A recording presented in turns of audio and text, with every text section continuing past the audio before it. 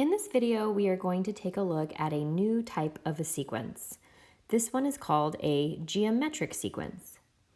Now, there's a good chance that you recently learned about arithmetic sequences. And arithmetic sequences are those in which you are adding a value to get from one term to the next.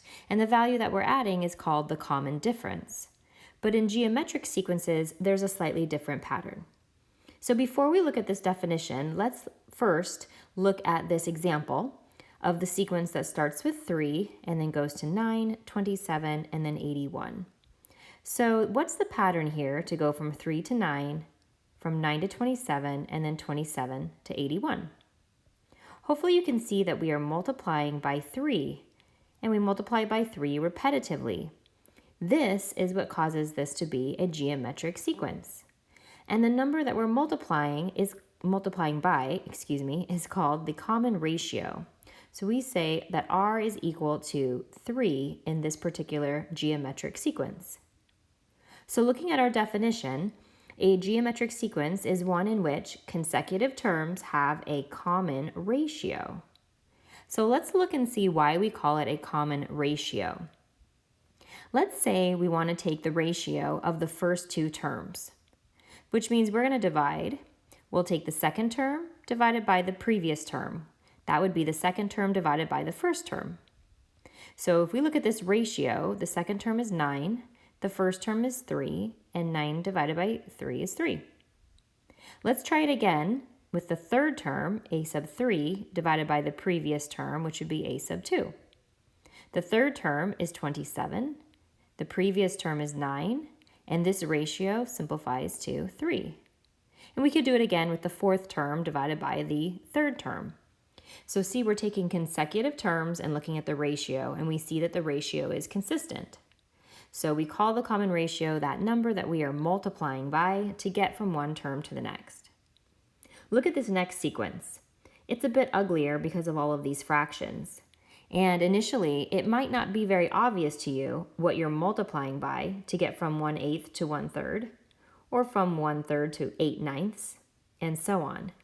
So this might be a great example where you want to actually compute the ratio of consecutive terms. So let's take that second term divided by the first term. My second term is 1/3 divided by the first term of 1/8. And we know that when we are dividing fractions, we change the division to multiplying by the reciprocal. So that would be 1/3 times 8/1. And that gives us a ratio of 8/3. That's the ratio of the first two terms. Now we want to see if we have a common ratio. So we'll do this again, and we'll divide the second term into the third term. So the third term is 8/9. We'll divide that by the second term, which is 1/3. Again, we'll multiply by the reciprocal. So that turns into 8/9 times 3/1. Sure enough, you see 3 divides into 9, 3 times, and we're left again with that common ratio of 8/3.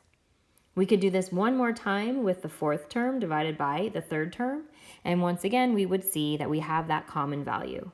So this is another example of a geometric sequence. And this time, our common ratio, which wasn't quite as obvious, is 8/3. So now let's look at how we could find the nth term. Remember, finding the nth term means we're really finding a formula or a general rule that will generate all of the terms in a sequence. So some people call it the general term, some people call it the general rule. You could just think of it as a formula that will get us any term that we want in a geometric sequence. So let's look at this numerically, which means we're going to make a table. So we'll compare n with a sub n.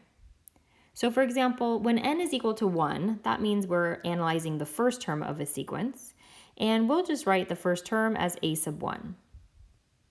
Now when n equals 2, we need to look at the second term of the sequence.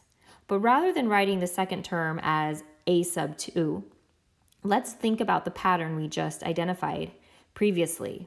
By definition, if a sequence is geometric, then we would take a sub 1, the first term, we would multiply that by the common ratio, and that would get us the second term. So we could write the second term as a sub 1 times r. So now let's move on to the third term. Again, by definition, you would take the second term, a sub 1 times r, and you would multiply that by another r. So let me write that out over here. A sub 1 times r is the second term, and if we multiply by another r, now we have a sub 1 times r squared. So the third term could be written as a sub 1 times r to the second power. If we do that one more time and multiply by another r, hopefully you can see this becomes a sub 1 times r to the third power. So now let's see if we can generalize this. Let's look at the pattern. For any value n, notice that all of these outputs, they all have an a sub 1, and then a sub 1 is going to get multiplied, and we need to figure out what we're multiplying by. And we know we're multiplying by r, but the question is, what power are we raising r to? So let's look. When n was equal to 4, we were raising r to the third power. When n was equal to 3, we raised r to the second power. When n was equal to 2, we raised r technically to the first power, even though we didn't write that. And in the first one, when n equals 1, we could have written this as a sub 1 times r to the 0 power, even though we didn't write r to the 0 power. You could put that here to see if the pattern continues.